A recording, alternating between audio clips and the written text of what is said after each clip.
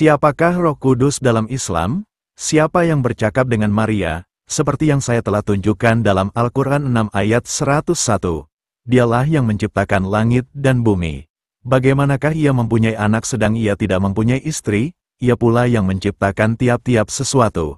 Dan dialah yang maha mengetahui akan segala-galanya. Allah tidak boleh memiliki anak, melainkan dia mempunyai seorang istri untuk bersetubuh. Namun Al-Quran pula menceritakan tentang Maria adalah darah suci ketika dia mengandung Yesus. Al-Quran 3 ayat 47 memberitahu kita, dia berkata, "Wahai Tuhanku, bagaimanakah aku akan beroleh seorang anak, padahal aku tidak pernah disentuh oleh seorang lelaki pun?" Allah berfirman, demikianlah keadaannya, Allah menjadikan apa yang dikehendakinya, apabila dia berkehendak melaksanakan sesuatu perkara, maka dia hanyalah berfirman kepadanya, "Jadilah engkau," lalu menjadilah ia. Berkenaan ayat ini, orang Muslim akan memberitahu Anda bahwa malaikat Gabriel Jibril dalam Islam, yang sedang bercakap dengan Maria. Ingat, kita bukannya membincangkan cerita yang sama seperti di dalam Alkitab, kita sedang mengikuti cerita di dalam Al-Quran. Jangan mencampur adukkan kedua-dua cerita tersebut. Orang Islam juga akan memberitahu yang Maria sebenarnya bercakap kepada Roh Kudus yang muncul dalam bentuk malaikat Jibril. Tetapi, orang Islam tidak akan memberitahu Anda bahwa Al-Quran tidak pernah menamakan malaikat Jibril sebagai dia yang bercakap dengan Maria. Mari kita kaji ayat 47 dengan teliti. Maryam berkata, "Wahai Tuhanku, bagaimanakah aku akan beroleh seorang anak, padahal aku tidak pernah disentuh oleh seorang lelaki pun?" Allah berfirman, demikianlah keadaannya, Allah menjadikan apa yang dikehendakinya, apabila dia berkehendak melaksanakan sesuatu perkara, maka dia hanyalah berfirman kepadanya, "Jadilah engkau," lalu menjadilah ia. Ayat ini mendedahkan satu lagi bukti bahwa Al-Quran ialah ciptaan manusia.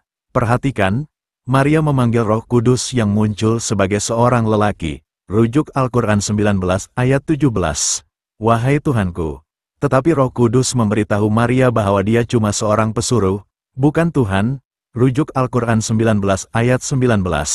Selagi Maria memanggil Roh Kudus sebagai Tuhanku, dalam Al-Quran 3 ayat 47 dan menganggapnya sebagai Allah, mengapa Allah bercakap tentang dirinya sebagai pihak ketiga, yaitu, mengapa dia berkata, Allah menjadikan apa yang dikehendakinya, bukan saya menjadikan apa yang dikehendaki saya.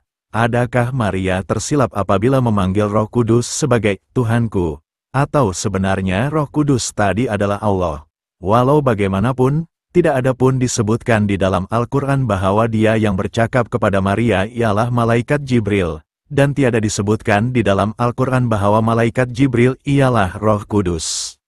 Dalam Al-Quran 3 ayat 45, ingatlah ketika para malaikat berkata, "Wahai Maryam, bahwasanya Allah memberikan kabar yang mengembirakanmu, dengan mengurniakan seorang anak yang engkau akan kandungkan semata-mata dengan kalimah daripada Allah.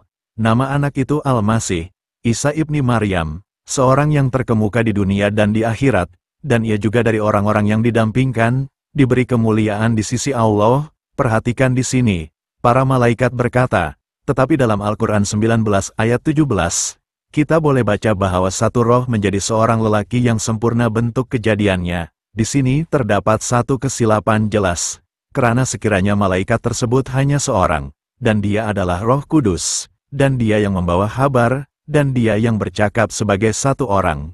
Jadi mengapakah dalam Al-Quran 3 ayat 45 malaikat-malaikat bercakap? Adakah mereka semua juga ialah Roh Kudus? Ini bermakna bahwa Roh Kudus adalah Roh Kudus. Walaupun begitu, ini bercanggah dengan satu lagi cerita tentang perhabaran tadi di dalam Al-Quran 19 ayat 16-21. Lihat Al-Quran 19 ayat 17. Kemudian Maryam membuat dinding untuk melindungi dirinya dari mereka. Maka kami hantarkan kepadanya roh daripada kami, lalu dia menyamar diri kepadanya sebagai seorang lelaki yang sempurna bentuk kejadiannya. Seperti yang dapat kita lihat, hanya satu roh sahaja yang menjadi seorang lelaki. Tambahan lagi, orang Islam mengakui bahwa Roh Kudus hanya seorang dan ia adalah malaikat Jibril. Kebanyakan orang Islam menerjemahkan perkataan roh sebagai malaikat. Ini salah dan pemalsuan penterjemahan. Perhatikan bahwa Roh Kudus dipanggil oleh Maria sebagai Tuhanku, tetapi pada masa yang sama, Roh Kudus bercakap tentang dirinya cuma sebagai pesuruh Tuhan. Roh Kudus pula berkata di dalam Al-Quran 19 ayat 19. Ia berkata, "Sesungguhnya aku pesuruh Tuhanmu, untuk menyebabkanmu dikurniakan seorang anak yang suci." Mengapakah Roh Kudus bukan malaikat Jibril, menurut Al-Quran? Untuk mendapat jawaban ini, kita baca Al-Quran 16 ayat 2, ia menurunkan malaikat membawa roh bersama perintahnya kepada sesiapa yang dikehendakinya dari hamba-hambanya. Lalu ia berfirman, "Hendaklah kamu menegaskan kepada umat manusia bahwa tiada Tuhan melainkan aku. Oleh itu, bertakwalah kamu kepadaku. Allah akan menghantar para malaikat dengan membawa perintahnya." Ini bermakna para malaikat bukan roh. Orang Islam selalu menerjemahkan perkataan ruh sebagai wahyu, yaitu penipuan dan memalukan. Penterjemahan Muhammad Pickthall mendedahkan perkara sebenar tentang Al-Quran 16 ayat 2 seperti berikut. Ia menghantar ke bawah para malaikat dengan roh perintahnya kepada sesiapa yang ia kehendaki dari hamba-hambanya. Berilah amaran kepada umat manusia bahwa tiada Allah kecuali aku, maka tunaikanlah kewajiban kamu kepada aku. Terdapat bukti-bukti lain seperti di dalam Al-Quran 26 ayat 192-193, 192, dan sesungguhnya kitab-kitab tersebut adalah diturunkan daripada Tuhan, Tuhan kepada dua alam, alam umat manusia dan jin, 193. Bersama ia, dibawa turun bersama ia, roh amanah tersebut. Sekali lagi, Allah tidak menyatakan ia dibawa turun bersama Jibril. Adakah ia cuma satu perkataan? Mengapa Allah tidak menunjukkan dengan jelas yang ia adalah seorang malaikat? Al-Quran 70 ayat 4. Malaikat-malaikat dan roh akan naik kepadanya pada satu hari yang tempohnya bersamaan dengan 50.000 tahun kamu. Sekiranya malaikat-malaikat adalah roh, mengapa Allah berkata mereka pergi ke pusat pemerintahannya?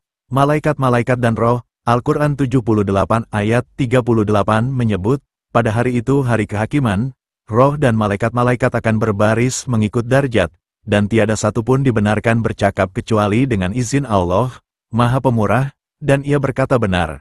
Tambahan pula, Allah berkata mereka akan berdiri secara berbaris, mengikut darjat, roh dan malaikat-malaikat. Ini adalah bukti bahwa orang Islam begitu keliru. Saya tidak menyalahkan mereka. Sekiranya nabi mereka adalah tercorot untuk memberikan jawaban-jawaban, bagaimana orang Islam boleh memiliki apa-apa jawaban? Mengapa Allah tidak menyatakan dengan jelas bahwa pesuruh yang dihantar kepada Maria ialah seorang malaikat yang bernama Jibril? Ini menyebabkan kekeliruan.